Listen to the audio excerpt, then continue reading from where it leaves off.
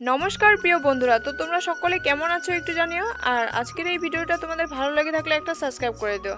আজকের ভিডিওতে আমি এখানে বানাচ্ছি ফুলকপি আর আলু দিয়ে পনির তরকারি। তো খুব বেশি একটা মশলা পড়বে না, হালকা পাতলা করে একটু মাখা মাখা করে তরকারি করব। ফার্স্ট টু লাস্ট অবধি আমি কি করলাম তোমাদেরকে এটাই দেখাবো।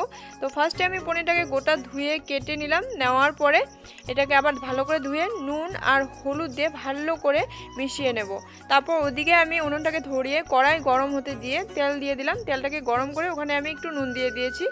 এখন আর পনিরগুলোকে কড়াইতে লাগার ভয় নেই। তো এই পনিরগুলোকে এখন ভেজে নেব। আঁচটা কিন্তু অত বেশি বাড়িয়ে রাখবে না, একটু কমিয়ে রাখবে। তো ভালো করে কড়া করে আমি ভেজে নিয়েছি। আজকে আমাকে এইভাবে ইচ্ছে করলো, কড়া করে ভেজে নিলাম। তারপর আমি এখানে গামলাতেই জল নিয়ে হলুদ দিয়ে রেখেছিলাম, ওখানে আমি পনিরগুলোকে ভিজিয়ে রাখলাম। রাখার পরে এগুলো হচ্ছে বাগানের ফুলকপি। তো এখানে কোনো সার দেওয়া নেই ফুলকপিগুলো, এগুলো হাইব্রিড নয়, লোকাল ফুলকপি। তো এইগুলোকে গরম জল দিয়ে ধুয়ে এটাকে এখন আমি পনিরের তেলের মধ্যে ভেজে নিলাম। ভালো করে ভেজে লাল লাল করে এই যে দেখো নামিয়ে নিয়েছি।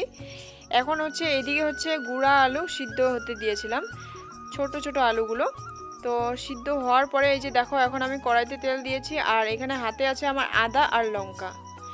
আমি পাঁচফোড়ন দিয়ে ওটাকে সম্বাদ দিয়ে দিলাম, আদা আর লঙ্কাটা ওখানে দিয়ে দিলাম, পেস্ট করা ছিল।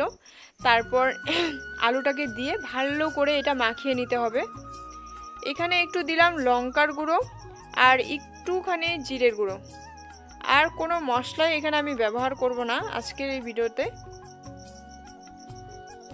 ভালো করে ভেজে নেওয়ার পরে এটা দেখো মাখা মাখা হয়ে গেছে পুরো। এখানে এখন দিতে হবে আমাকে ফুলকপিগুলোকে যে ভেজে রেখেছিলাম ওইগুলোকে এখন দিয়ে দেব। এটাকেও পুরো মিশিয়ে নেব আলুর সাথে, মশলার সাথে ভালো করে মাখা মাখা করে ফ্রাই করে।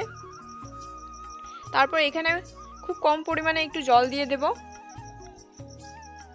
জল দিয়ে আধা ঘন্টা ফুটিয়ে নেব ভালো করে।